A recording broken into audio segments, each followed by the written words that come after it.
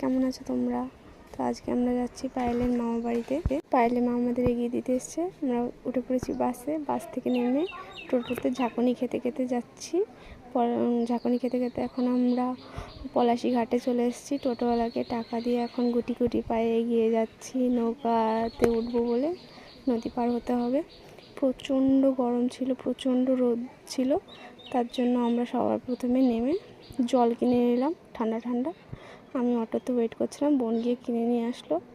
এখন আমরা স্টেশনে পৌঁছে গেছি। স্টেশনের ওই পারে আবার একটা বড় মাঠ, সেই মাঠটা আবার রোদের মধ্যে পার হতে হবে হাঁটতে হাঁটতে।